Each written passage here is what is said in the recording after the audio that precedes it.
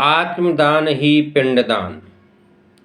स्वयं अपने द्वारा ही अपनी आत्मा का संसार समुद्र से उद्धार करें और अपनी आत्मा को अधोगति की ओर न ले जाएं। जीव का उद्धार वह स्वयं न करेगा तो और कौन करेगा? मनुष्य का अपने सिवा और कौन हितकारी हो सकता है? यदि वह स्वयं अपना श्रेय न करेगा तो पुत्र आदि क्या करेंगे? ईश्वर के लिए तो जीता है, उसे अवश्य मुक्ति मिलती है।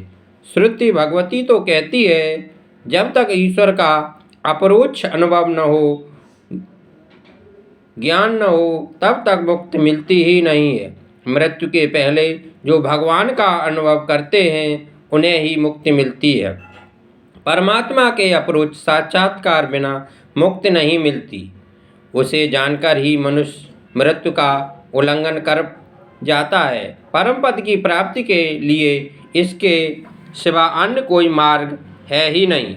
श्री भगवान को जाने बिना दूसरा कोई उपाय नहीं है, अन्यथा केवल श्राद्ध करने से कोई मुक्ति मिलती नहीं है। अपने पिंड का दान करोगे अर्थात अपने शरीर को ही श्री परमात्मा को अर्पण करोगे तो तुम्हारा कल्याण होगा। अपना पिंडदान तुम स्वयं अपने हाथों से ही करो, वही उत्तम है। जो पिंड में है वही ब्रह्मांड में है। निश्चय करो कि इस शरीर रूपी पिंड को श्री परमात्मा को अर्पण करना है। तुम अपना पिंडदान स्वयं ही क्यों नहीं करते हो? घर में जो कुछ है वह सब काम में लगा दो और नारायण नारायण करो। आत्मदेव को महात्मा की यह बात न जची।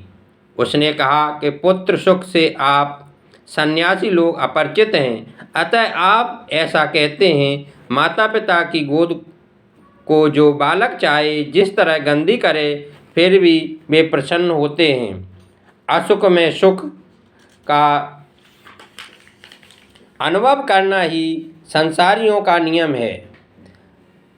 महात्मा ने सुंदर उपदेश दिया, फिर भी आत्मदेव ने दुराग्रह करते हुए कहा कि मुझे पुत्र दो, वरना मैं प्राण त्याग करूँगा।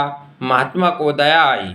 उन्होंने एक फल देकर कहा कि इस फल को तुम अपनी पत्नी को खिलाना, तुम्हारे यहाँ योग्य पुत्र होगा। आत्मदेव फल लेकर अपने घर लौटा, पत्नी को फल दिया। धुंधली फल खाने के बजाय अनेक तर्क कुतर्क करने लगी। वह सोचती है कि फल खाने पर मैं गर्भवती होंगी और परिणामतः दुखी होंगी और बालक के लालन पालन करने में भी बड़ा दुख है। उसने अपनी छोटी बहन से यह बात कही तो उसने युक्ति बताई कि मुझे बालक होने ही वाला है, उसे मैं तुझे दे दूंगी, तू गर्भवती होने का नाटक कर। धुंधली को पुत्र फल की इच्छा तो है किंतु बिना कोई दुख झेले। यह मनुष्य का स्वभाव है कि उसको सुख की तो इच्छा है किंतु बिना किसी प्रयत्न के और बिना किसी कष्ट के। मनुष्य पुण्य करना नहीं चाहता, फिर भी पुण्य के फल की इच्छा करता है और पाप करता है, फिर भी पाप के फल को नहीं चाहता। छोटी बहन के कहने पर धुंधली ने वह फल गाय को खिला दिया और स्वयं गर्भवती होने का नाटक करने लगी।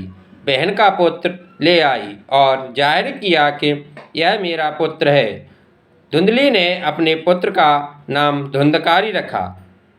दूसरी ओर जिस गाय को वह फल खिलाया गया था उसने गाय जैसे कानों वाले मनुष्याकार बालक को जन्म दिया। उसका नाम गोकर्ण रखा गया। दोनों बालक बड़े हुए। गोकर्ण पंडित और ज्ञानी हुआ और धुंधकारी दुष्ट निकला। श्रीमद् भागवती कथा 3 प्रकार से है, आध्यात्मिक, आदिदैविक और आदिभौतिक। जरा सोचेंगे तो समझ में आएगी। मानव काया ही तुंगभद्रा है। भद्रा का अर्थ है कल्याण करने वाली और तुंग का अर्थ है अधिक। अत्यधिक कल्याण करने वाली नदी ही तुंगभद्रा नदी और वही मनुष्य का शरीर है। मानव अपनी काया के द्वारा ही आत्मदेव हो सकता है। अपनी आत्मा को स्वयं देव बनाए वही आत्मदेव है। आत्मदेव ही जीवात्मा है। हम सब आत्मदेव हैं।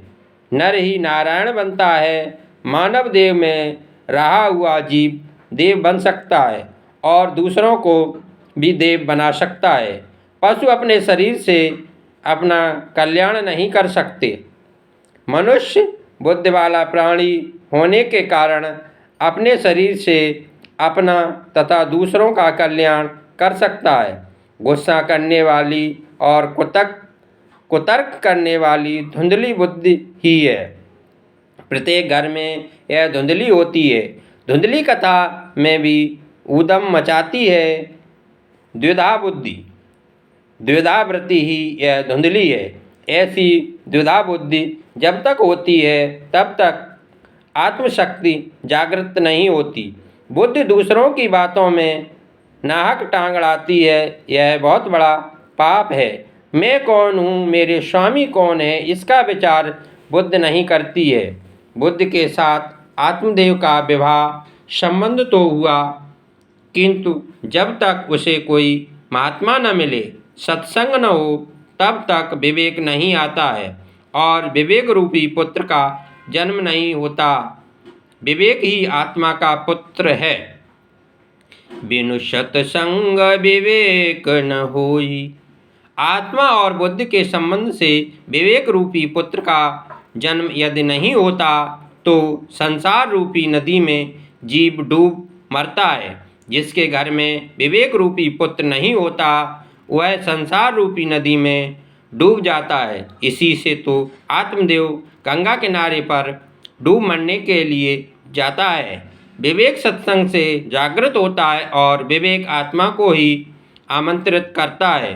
स्वयं देव बनने की और दूसरों को देव बनाने की शक्ति आत्मा में है, किंतु इसका आत्मशक्ति को जागृत करना है। हनुमान जी समर्थ थे, किंतु जामवान ने उनको अपना स्वरूप का ज्ञान कराया, तभी उन्हें अपने स्वरूप का ज्ञान हुआ। आत्मशक्ति सत्संग से जागृत होती है। सत्संग के बिना जीवन में दिव्यता आती नहीं है। संत महात्मा द्वारा दिया गया विवेक रूपी फल बुद्धि को पसंद नहीं है। हरि ओम। शांति शांति शांति।